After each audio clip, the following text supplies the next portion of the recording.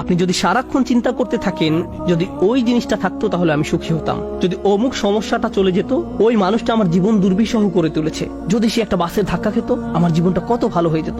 প্রতিবার বাস দেখলেই আমি এই দোয়া করি।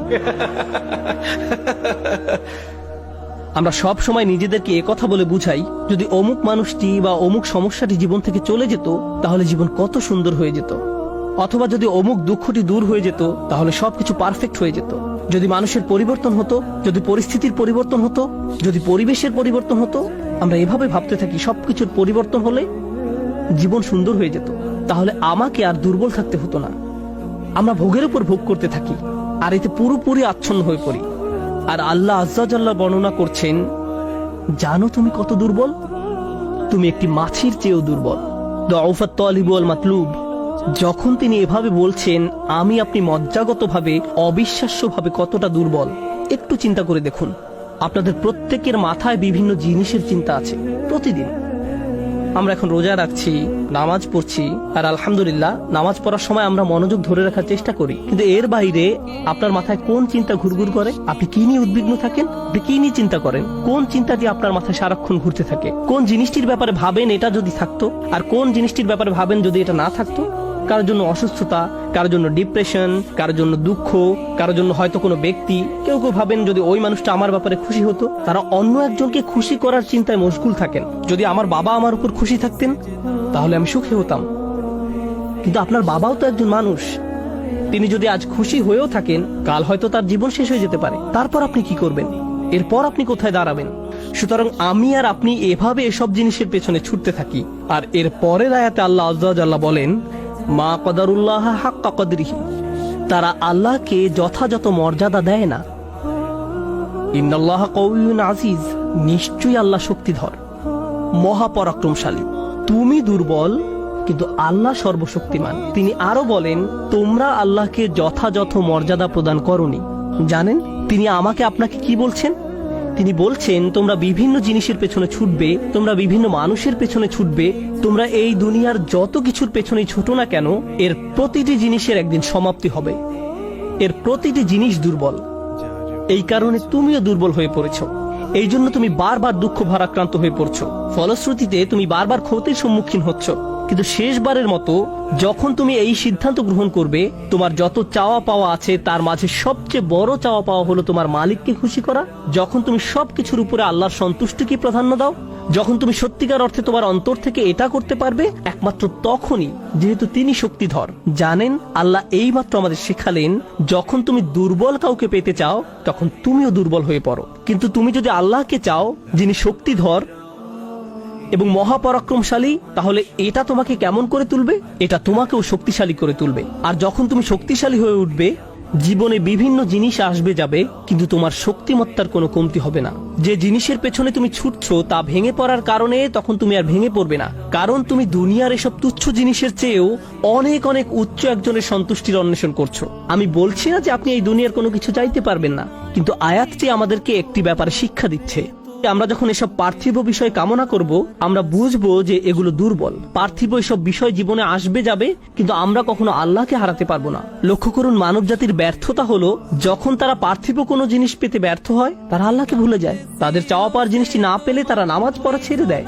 তারা যা চায় তা যদি না পায় তারা এভাবে বলে, এভাবে দোয়া করার অর্থ কি? তারা যখন তাদের আকাঙ্ক্ষার বস্তুটি পায় না তখন দুঃখ হতাশা একেবারে ভেঙে পড়ে এবং বলে আমি তো আল্লাহর সাথে কথা বলার শক্তিও পাচ্ছি না। এমনটি ঘটার কারণ হলো সমস্যায় পড়ার পূর্বে আল্লাহর সাথে তাদের বন্ধন শক্তিশালী হয়ে ওঠেনি।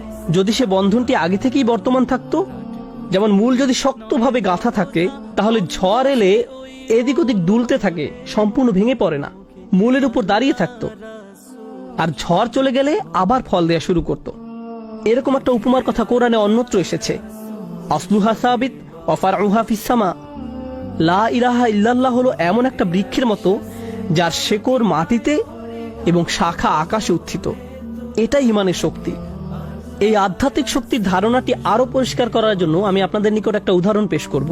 শক্তিকে আমরা বিভিন্ন জিনিসের সাথে সংযুক্ত করি। আমি বহু বছর আগে একটা ঘটনা নিয়ে কথা বলছিলাম, কিন্তু এখন এটি আমাকে অনুপ্রাণিত করে। যুক্তরাষ্ট্রের নিউ অরলিন্স অঙ্গরাজ্যের একটা পরিবারের একটা ঘটনা। পরিবারটা ছিল অনেক ধনী, তাদের গাড়ি ডিলারশিপের ব্যবসা ছিল, তাদের দোকান ছিল একেবারে সমুদ্র সৈকতের পাশে। তারা দামি দামি গাড়ি আমদানি করত এবং বিক্রি করত। এরপর হ্যারিকেন ক্যাটরিনা আঘাত হানল। ক্যাটরিনা এসেছিল বিশাল জলোচ্ছ্বাস নিয়ে এবং এর ফলে তাদের কেনা সকল গাড়ি ভেসে গেল। একমাত্র লেক্সাস এলএস মডেলের একটা গাড়ি বর্তমান ছিল এবং পরিবারটা এই গাড়িতে করেই হ্যারিকেন আক্রান্ত এলাকা থেকে পালিয়েছিল।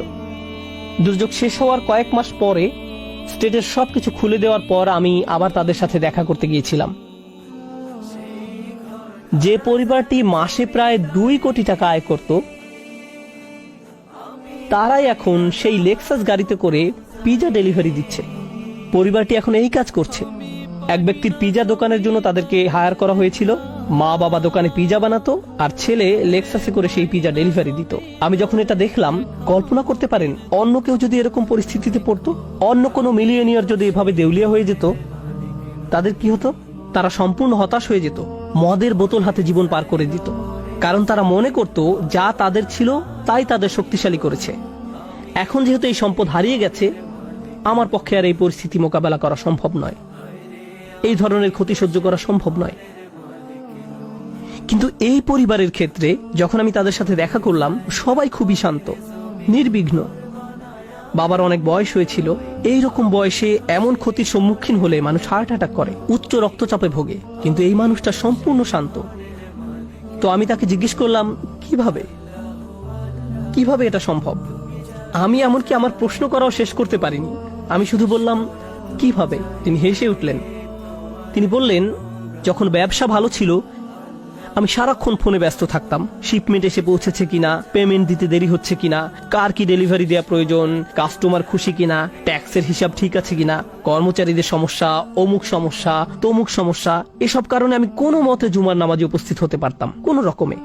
কিন্তু এখনো তো টেবিলে খাবার আছে, এখনো তো আমাদের মাথার উপর ছাদ আছে, আর এখন আমি নিশ্চিন্তে মসজিদে গিয়ে নামাজ আদায় করতে পারি। আর সকালে ঘুম থেকে উঠে আমাকে কিচ্ছু নিয়ে ভাবতে হয় না, একমাত্র আমার রবকে মনে করা এবং তার কৃতজ্ঞতা জ্ঞাপন করা ছাড়া। আমার আসলে মনে হয় আমার জীবন শেষ হওয়ার পূর্বে আল্লাহ আমাকে সহজ জীবনের এই নিয়ামত দান করেছেন। সেই বাবা এটাই বলেছিলেন, কোনো সাধারণ মানুষের পক্ষে এভাবে কথা বলা সম্ভব নয়। আপনি যদি এমন কথা অন্য কোনো ব্যবসায়ীকে বলতেন, সে বলতো এই লোকটার মাথা নষ্ট হয়ে গেছে, তার সকল সেন্স নষ্ট হয়ে গেছে। আর এই জন্যই এখন সে তার মাথায় এই পরিস্থিতির একটা যৌক্তিকতা খুঁজে নিয়েছে।